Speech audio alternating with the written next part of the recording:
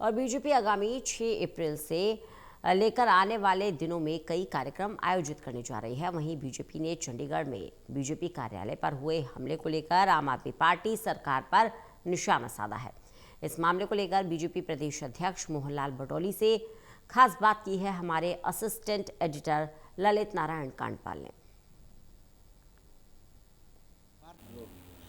Bharatiya Janata party में आगामी स्थापना दिवस से लेकर अंबेडकर जयंती और उसके बाद कई कार्यक्रम ऐसे हैं जिनको लेकर पार्टी में गतिविधियां तेज हैं। इसी को लेकर हरियाणा बीजेपी की भी कई अहम बैठकें हुई हैं। इस पर बातचीत करने के लिए मेरे साथ मौजूद हैं हरियाणा बीजेपी के प्रदेश अध्यक्ष मोहनलाल बटोली जी। उनसे बात करते हैं। सर, कई कार्यक्रम हैं अप्रैल के महीने में, जैसा कि आप लोग हर साल स्थापना दिवस से लेकर शुरू करते हैं।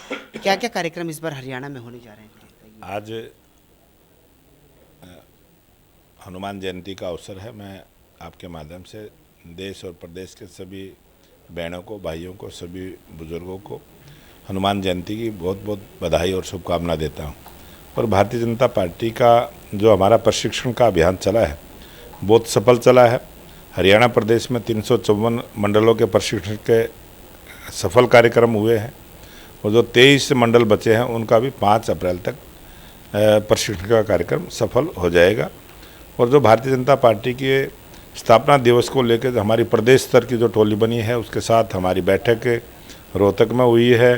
और जो बाबा भीमराव अम्बेडकर जी की जयंती को लेकर प्रदेश की टोली बनी है उसके प्रदेश टोली के साथ बैठक हुई है। और हमारे सभी जिलाध्यक्षों के साथ और कोषाध्यक्षों के साथ भी हमारी पूरी चर्चा सभी कार्यक्रमों को लेकर हुई है।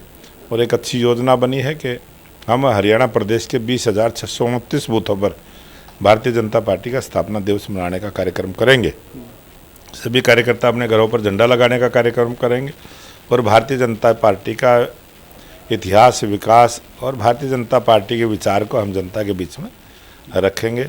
7 तारीख से 12 तारीख तक हम गांव चलो बस्ती अभियान, जो हमारे जितने भी जनप्रतिनिधि हैं वो सभी किसी न किसी गांव की चौपाल में जाएंगे और भारतीय जनता पार्टी की सरकार की उपलब्धियां, केंद्र सरकार की उपलब्धियां, स्टेट की उपलब्धियां और अपने भारतीय जनता पार्टी का विचार, उन सब बातों को लेके हम गांव चलो बस्ती अभियान को पूरा करेंगे।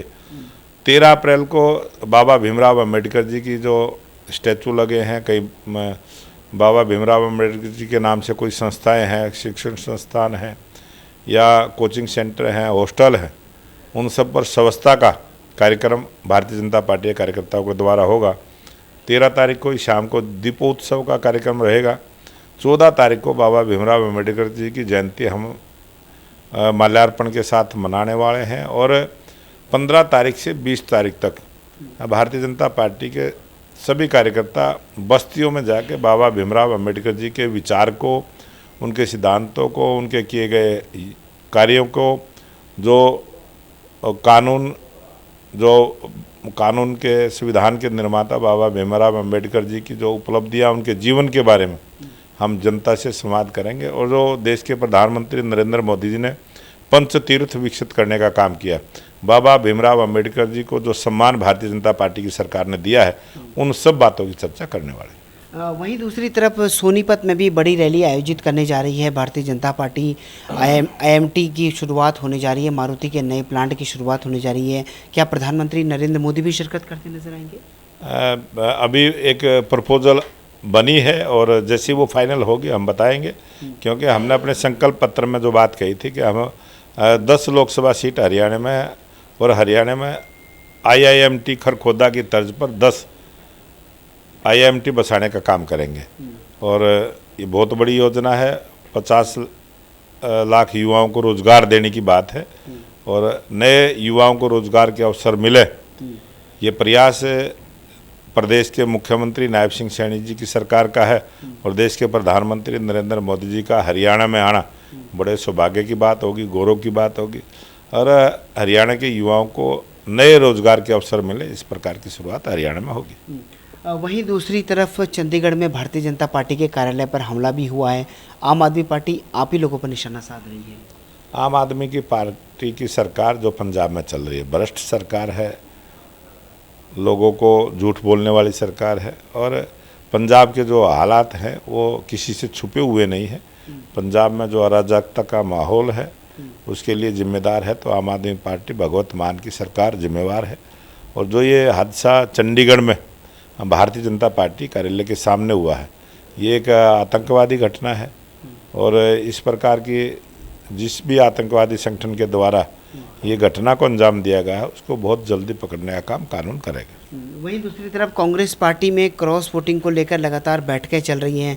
जिस तरीके से क्रॉस वोट हुआ, उनका कहना है कि हमारे जो वोट रद्द किए गए थे वो एक साजिशन हुए थे और उसमें भारतीय जनता पार्टी भी मिली हुई थी। वो कांग्रेस पार्टी का पुराना रिवाज है, जब भी चुनाव होते हैं वो कभी ईवीएम पर दोषारोपण करेंगे, कभी वो वोटर पर दोषारोपण करेंगे, कभी वो जो चुनाव अधिकारी हैं उन पर दोषारोपण करेंगे। और जिन कांग्रेस के विधायकों ने भूपेंद्र सिंह हुड्डा को और कांग्रेस के प्रभारी को वोट दिखाकर डाला है वो उनके भी नाम स्पष्ट नहीं कर पाए आज तक। जो उन्होंने अपनी आंखों से देखा है वो किसी न किसी को बचाने के प्रयास में लगे हैं। और पसंद नापसंद की लड़ाई कांग्रेस पार्टी में है, वो किसी दूसरे विधायकों को बलि का बकरा बनाने के प्रयास में है। ये झूठ का नैरेटिव है, झूठ की लड़ाई है, कांग्रेस पार्टी की अंदरूनी लड़ाई है। उसको छुपाने के लिए इस प्रकार से लोगों का ध्यान भटकाना चाहते हैं। आपसे बातचीत करने के लिए बहुत बहुत शुक्रिया। कैमरा पर्सन मनोज कोहली के साथ ललित नारायण कांडपाल, टोटल न्यूज़, दिल्ली।